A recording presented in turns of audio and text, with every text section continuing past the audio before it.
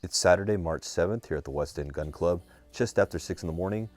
Got here today to dry run the NRL22 course of fire. As I mentioned in the last vlog, I was going to come out this weekend to run the course of fire and make sure I can prepare how we're going to do the stages for the actual match day.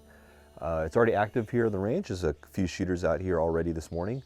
Sunup is going to be pretty soon. I was expecting to be some wind, but when I drove in this morning, it was foggy, which is good. Fog usually means there's no wind, but it could pick up as the morning carries on. I was able to score a tire from a tire shop, so I have a tire that we need to run one of the stages for this month's course of fire. So we're going to go ahead and just unload the gear, get set up, and I'm going to run to the Connex container and grab some of the props that I also need for the rest of the stages.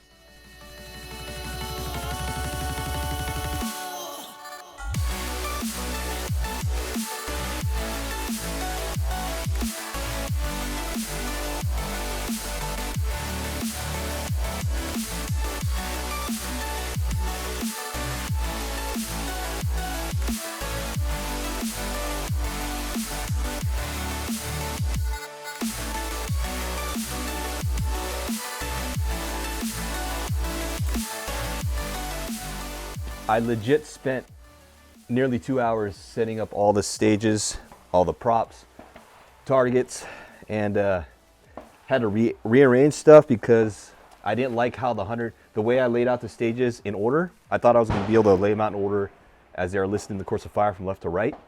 The 100-yard targets were actually grouped together too tightly, and so I wanted more room, even though I am going to put flags to help the shooters identify which targets are theirs for that stage of fire. I wanted to split the 100-yard targets so it'll give people more room. So I had to rearrange the stages a little bit, but I think I have everything laid out, and so we're going to go ahead and dry run the stages. But as you can see, I have this used tire, old tire for one of the stages of fire. Shout out to Bud's Tire Shop, and they got a couple locations or a few locations in Riverside and Moval. If you're in the Inland Empire, SoCal area, you're looking to get some tires, check out Bud's. Not a sponsorship, I guess they let me have the tires. So basically what happened was after work, I went to Bud's and stopped by and said, hey, any chance you guys are chucking a tire that you don't need? Like, you took off a customer's car that you're just going to throw away because I need it for a shooting match. And like, yeah, we just took a tire off. And so they let me have this all-terrain tire. I think it's a BF Goodrich. It's actually a pretty decent tire. Anyway, shout out to Buds for hooking it up. I didn't have to go to a used tire shop and spend 10 or 20 bucks to get a used tire. Just let me have this. So I have it secured to these poles, so I don't have to use a ladder to secure it to the ladder. So it's a good thing that now I know that I don't have to take the ladder out of the Connex container. So it's one less thing to take out of the container on match day. But I've secured it to these poles that they have at the Rimfire range, so it should be sturdy enough, but we'll find out soon enough. So the first stage of fire that we're going to go through in the NRL22 March course of fire is the tires go round and round. 122nd, 2-minute part time, 10 rounds. It's all shot on 2 targets at 50 yards on a double hanger. It's a 1-inch and a 1.5 inch. Basically, you will start rifle staged, mag in, action open, in the prone position, so supported prone. On signal, the shooter will engage the 1.5, then the 1-inch target, 1 shot each in 5 different positions, starting off with prone supported. So you'll do prone, 1.5-inch target, then 1-inch target. Then you'll go to the top of the tire, shoot the 1.5-inch target, then the 1-inch target. Then go through the tire with the rifle resting inside the tire, 1.5-inch in the 1-inch target. Then you'll switch to the top of the sawhorse and shoot the 1.5-inch, 1-inch target, and then shoot the bottom of the sawhorse, 1.5-inch, then 1-inch target. It's pretty simple. So you're just shooting a pair of targets, or 2 shots, prone, top of tire, middle of tire, top of sawhorse, bottom of sawhorse. It says opening the tire will face down range. Match director will need to secure it. Obviously I did. And yeah. So let's go ahead and run through it.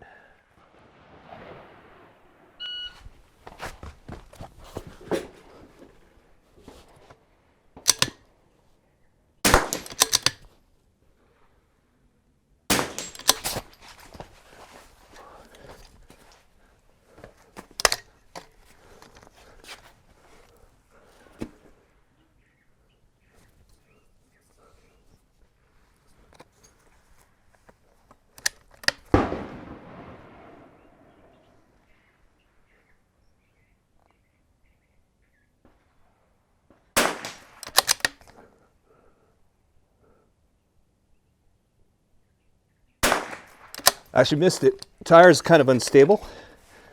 May change the way how I shoot this. Okay.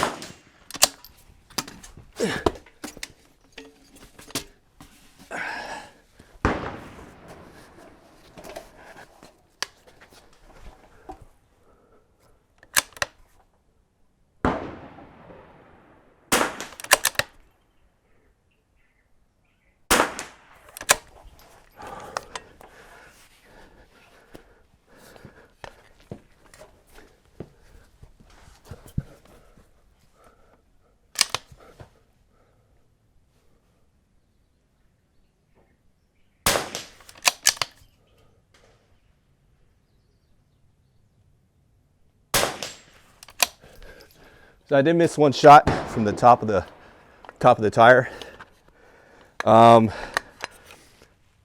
Definitely a little wobbly. This rope is a nylon rope, so it does. If I secure it to a ladder, it'll probably be a lot more secure, but it's equally difficult for everyone. So I think I'll just leave it as is. Granted, I can probably secure a little bit more with 2 ropes, but the whole point of this is it's not a very stable position, to be honest. So, right? I mean, it's not the whole. I mean, it's not supposed to be such that I make it as rigid as possible. It's just it's secure. It doesn't move side to side. It's not gonna be a safety hazard because it won't tip over. So I think this is fine. So if anybody's watching this who's gonna shoot the match, I think this is how we're gonna leave it. It does have some wobble to it, but you'll just have to learn to cope with it. But I'm going to try to dry run it again, or sorry, dry run it, but just live fire the stage again, because I am curious as to how I will run this tire. And there's plenty of time. You can see I was kind of fumbling a little bit, and I had the magnification pretty high. When I went to this top of the target, top of the tire, I had to run the mag down just to look at the targets again. So what am I at? Went down to 18, so maybe I'll just hover at 15 power for a better field of view. But let me get a drink of water, then we'll try it again.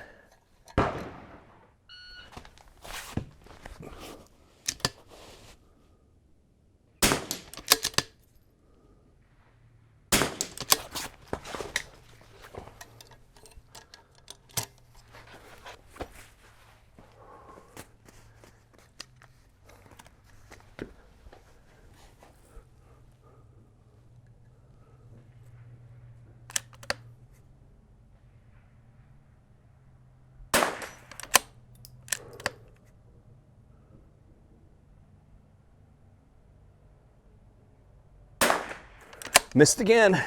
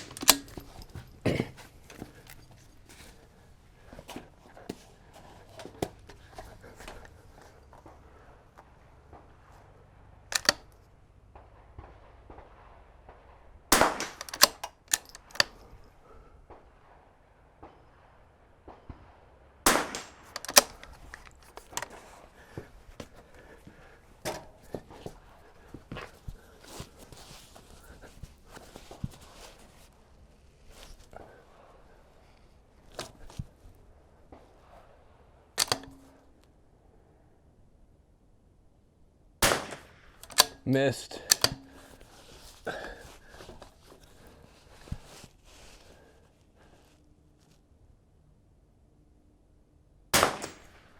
Barely clipped it. Okay.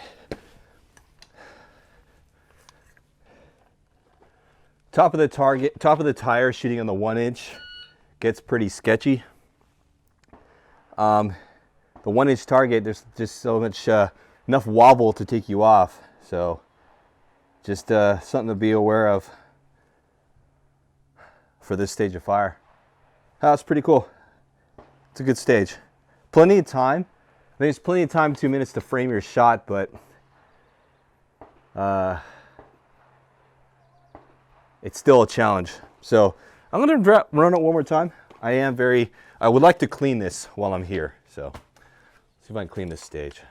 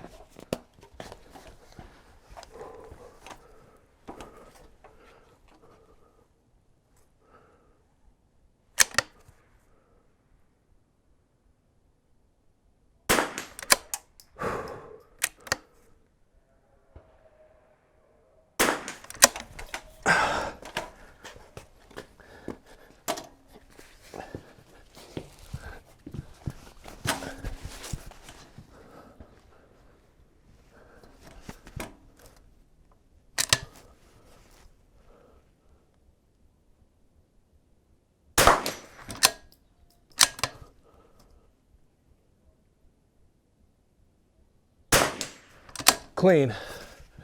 Okay, better. The next stage of fire in the NRL22 March course of fire that I want to go through is dialing. Ain't nobody got time for that. 2 minute part time. We have 3 targets. One at 30, one at 30, the half-inch KYL. One at 50, it's the 3/4 inch KYL, and one at 100, the 3-inch on a single hanger. You're going to start standing, rifle in hand, mag in, action open. On signal, shooter will take the prone supported position and engage each target with one shot, hit to move on. So you have to hit to keep going.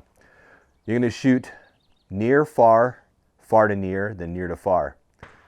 The shooter may dial scope for whatever distance he or she chooses to, but on signal, the shooter cannot touch the elevation knob at all. If touched, the shooter will receive a 0 for the stage. Parallax is the only scope adjustment allowed to be made. My parallax adjustment is actually on the top, so I just got to make sure that whoever's scoring for me just understands that I'm not touching my elevation. So with that, we're going to go ahead and let me parallax for 30, and then we can start off here. Okay, so basically you're just saying you're going to shoot in sequence near to far, 35, 50, 100. Then you're going to do far to near, 100, 50, 35. Then far near to far, 35, 50, 100. And the last target will be 50. Okay. Just got to keep that in your head. Your 10th round should be the 50 yard. Okay, let's see how this goes. So no elevation adjustment. I'm relatively confident that I can shoot, it's 1.8 hold for 100. Yeah, let's do that. So I'm going to start with the mag in, action open. If I can find my mag. And okay, I'm going to go ahead and start the clock.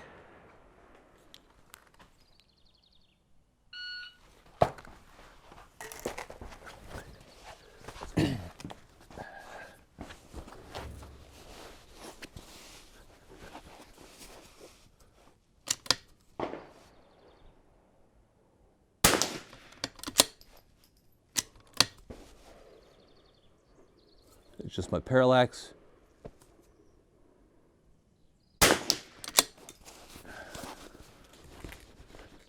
I gotta find the 100-yard target, wherever that may be. Just parallax. It's not my elevation. Just to be clear, this is a Collins K525i. Elevation, or the parallax is at the top. And I missed. Oh, because I was holding only one mil. Okay. Gotta keep that in mind. Hit. All right.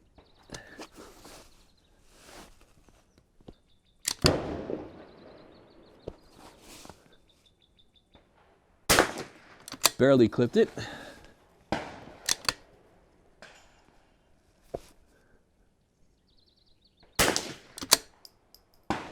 So the problem with the KYL is you got to wait for that thing to settle down.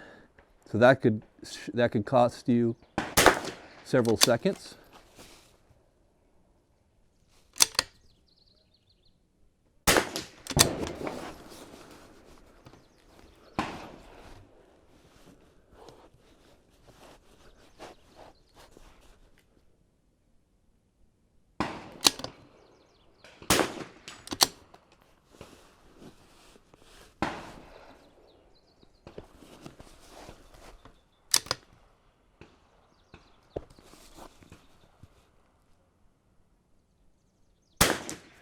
Okay.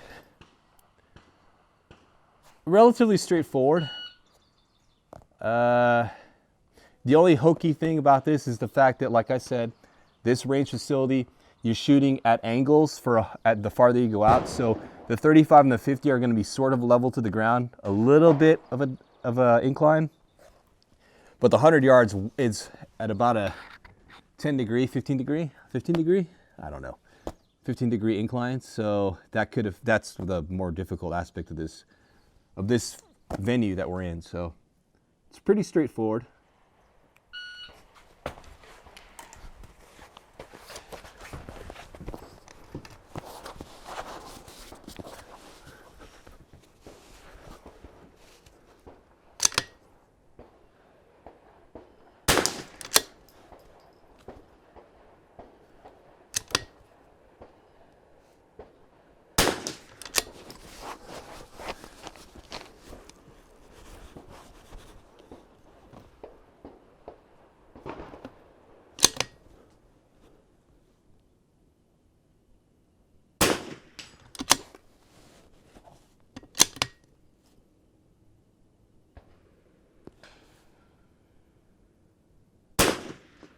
Wow, that's interesting. How did I miss that? I guess the wind's blowing me off way left. It's all good.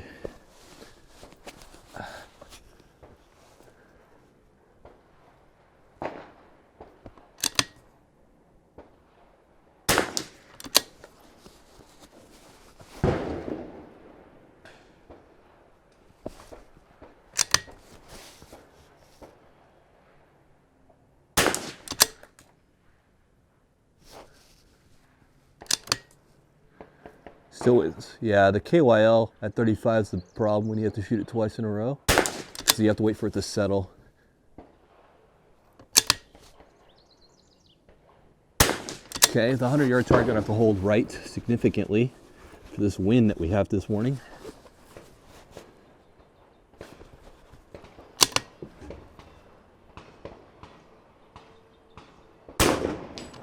Okay.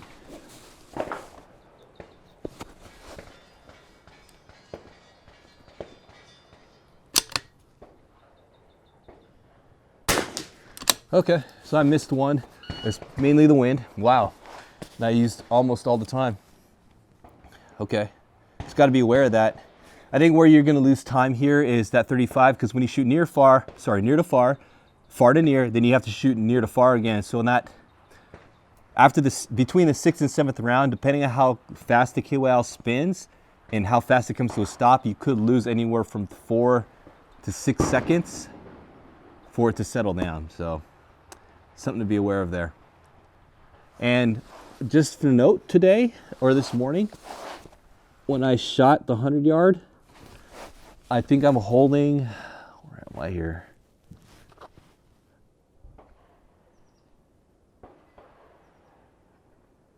about a 1/2 mil right, just to stay on target. So center up. That's a lot of wind going on back there. All right, let's move on.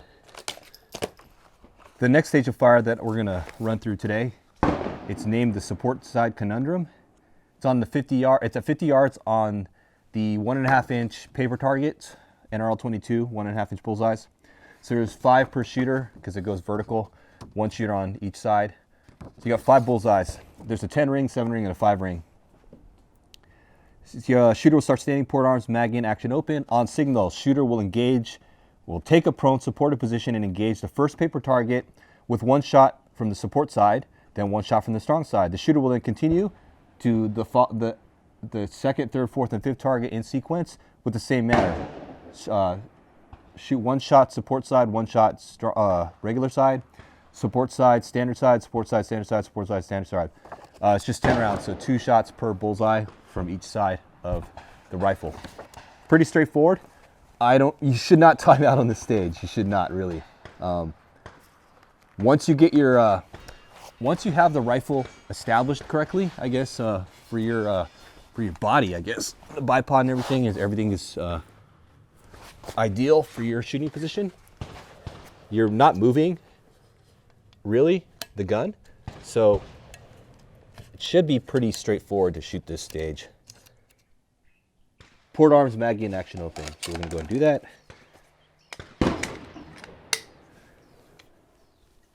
I'm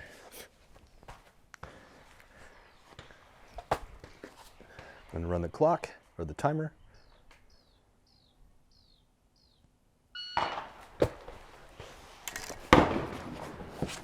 Support side first. You know what you can do is still get it lined up from the strong side or whatever if you're a right-handed shooter. Just get it lined up first and then switch over.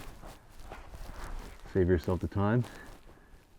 Because sometimes it's hard to line up everything with your support side.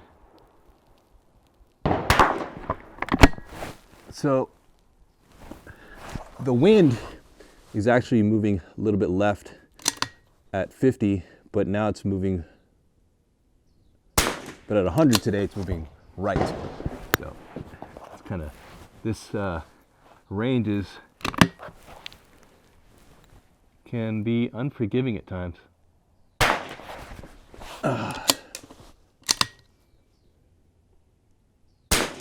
Wow, that wind is pushing me off the bullseye.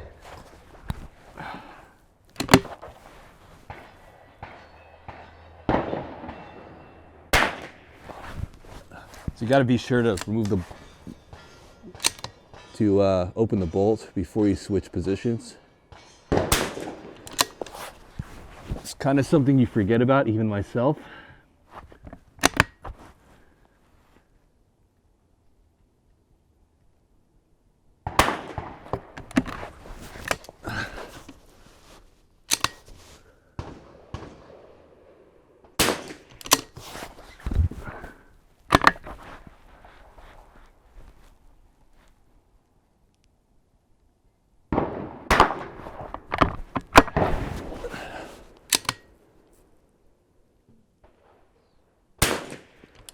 Okay, that was pretty straightforward. As you can see, it was a little sloppy. Just got to remember, wow, I used almost all the time.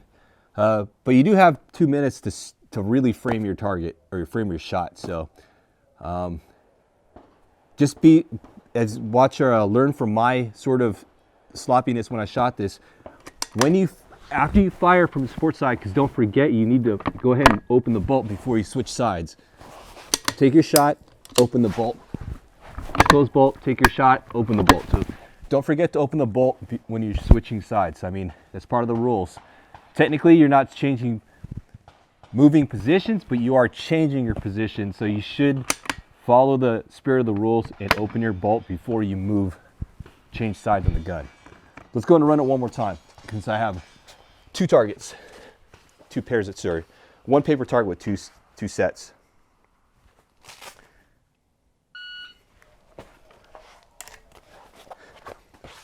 So again, I'm going to use my own tip and go ahead and stage the rifle on target first from the strong side. Then I'll switch to support side because it's just easier. It's easier to set everything up from the strong side. Then take your shot.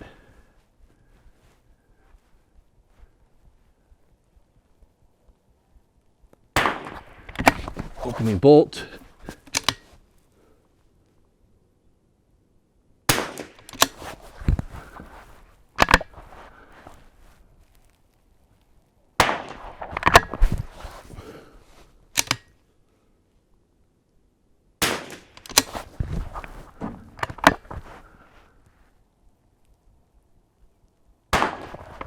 Wow, I dropped the bottom of the gun. I wasn't stable when I took that shot.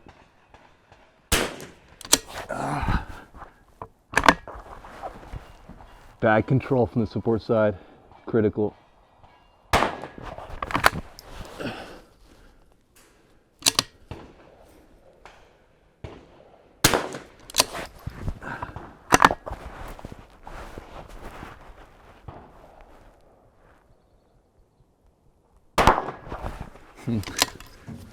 My shots are going high from the support side.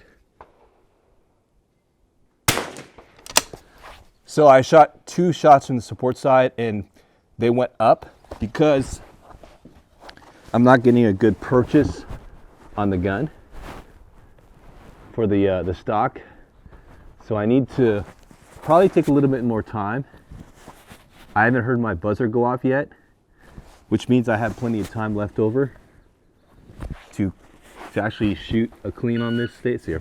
That was probably a good 20 seconds to be honest. So my problem with my sports side shooting is I got to make sure that I'm really controlling my bag properly with my right hand while shooting left-handed. I got to make sure that I have everything secure. Kind of wedge the bag rider and take a good clean shot. Yeah, that's an interesting stage. You can easily clean this stage. You just gotta be good at the support side as far as bag control. All right, let's go ahead and move on. The next stage of fire we're gonna run through is one that I shot actually in the last range vlog when I was out here. Kernut's Positional Dilemma. It's a 2-minute course of fire, or 2-minute part time, 120 seconds. You got 3 targets, a 2-inch at 35, a 3-inch at 65, and a 2.5-inch at 100. It's a sling only stage. On signal, a shooter will take a standing position and engage the 35-yard target with 3 shots. So you gotta shoot a 2-inch target at 35 with 3 shots. Shooter will in transition to kneeling, 65-yard target, 3-inch with 4 shots. Then the shooter will transition to the prone position with a sling, no bipod, and engage the 100-yard target with 3 shots. So a 2.5-inch at 100 yards. It's not an easy stage. I ran through it myself. Definitely lots of room for error, depending on how stable you are. Don't need the bag.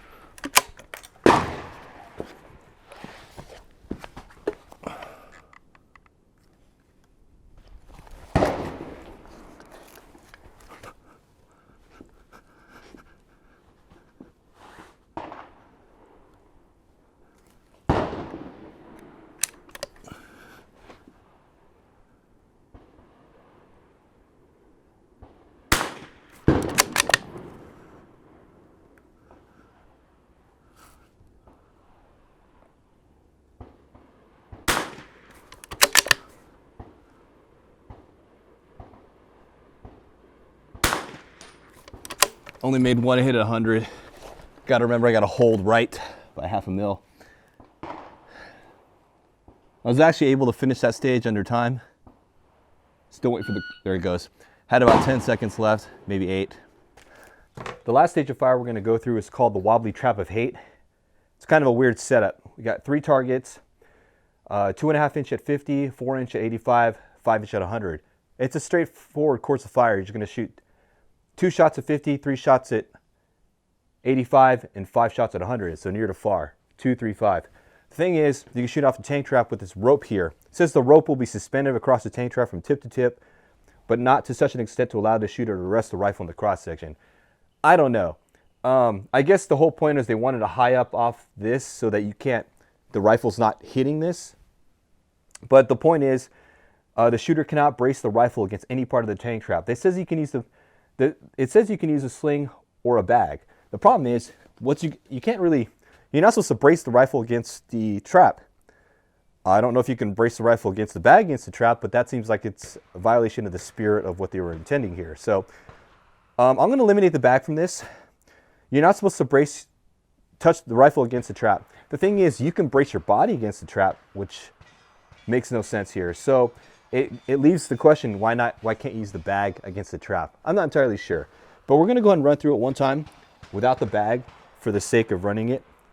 Without the bag, just to eliminate any sort of discrepancies or any ambiguity as far as how this should be run. But just going to start off, mag in, action open, standing port arms. Okay, so 2, 3, 5. I think my gun is set up correctly.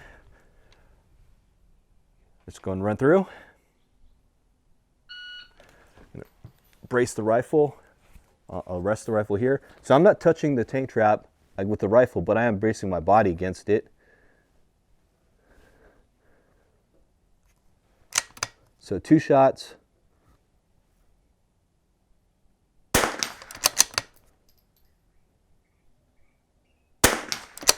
Now I'm going to go to 85. I think I need 1.1, 1.1, 1.2. Give me a little bit more mag.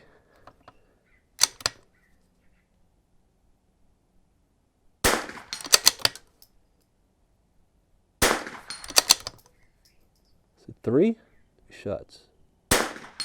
All right, so 1.8 for 100 and 5 shots.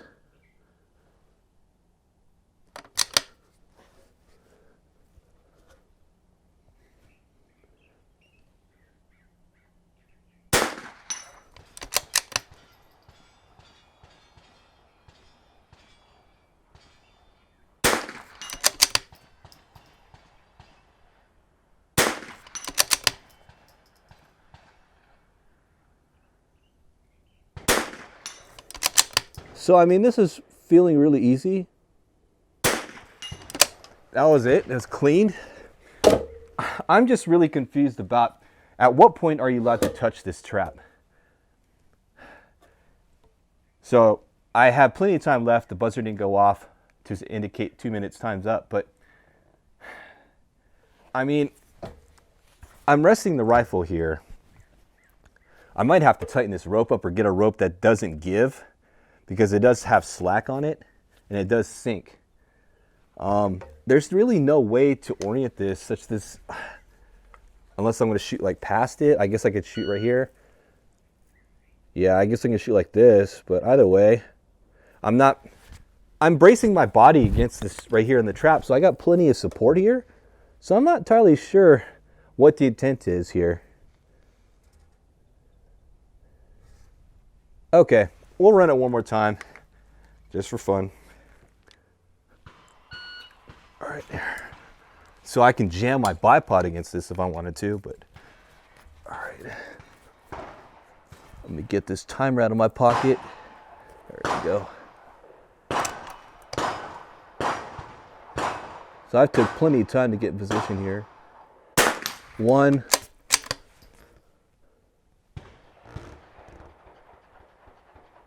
2, 1.1. You shoot for 85-yard target.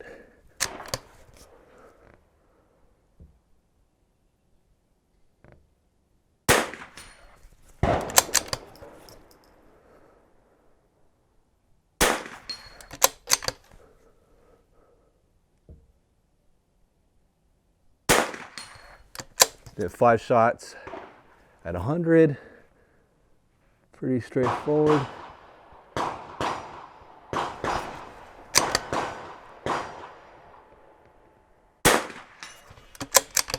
I gotta hold right.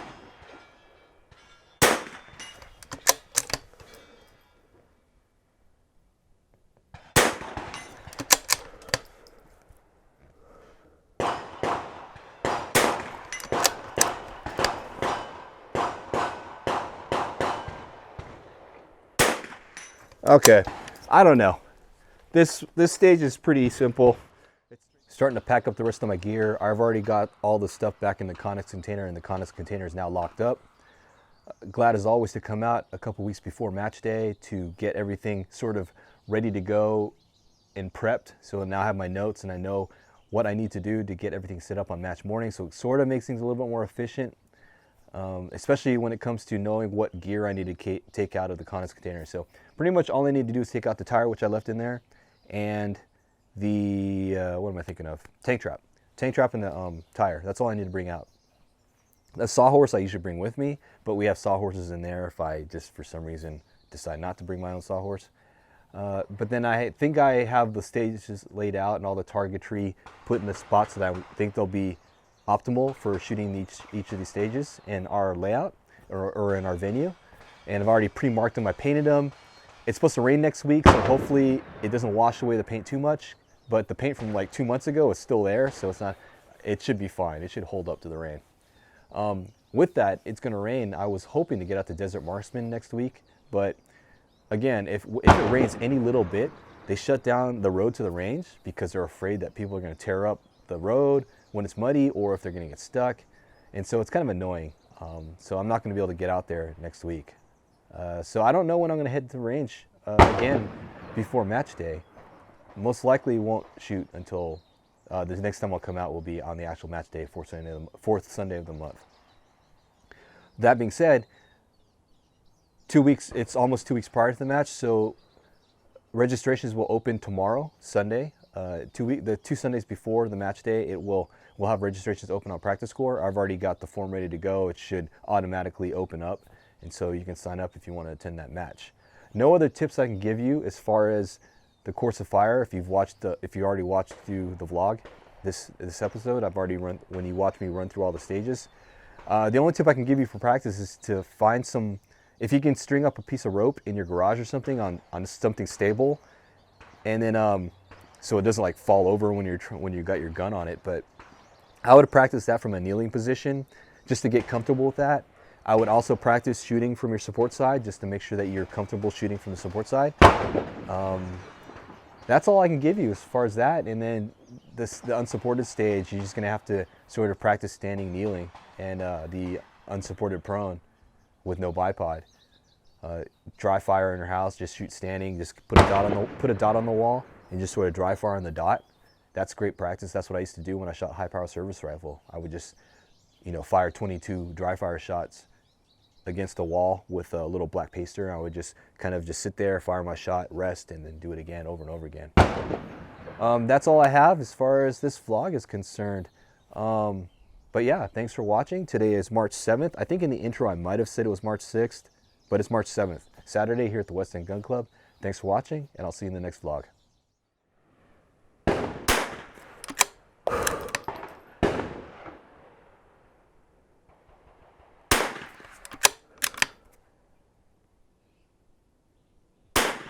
I'm missing badly because I'm shooting on the wrong target.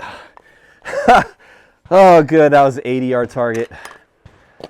All right, let me load up my mags. I messed up this whole stage twice.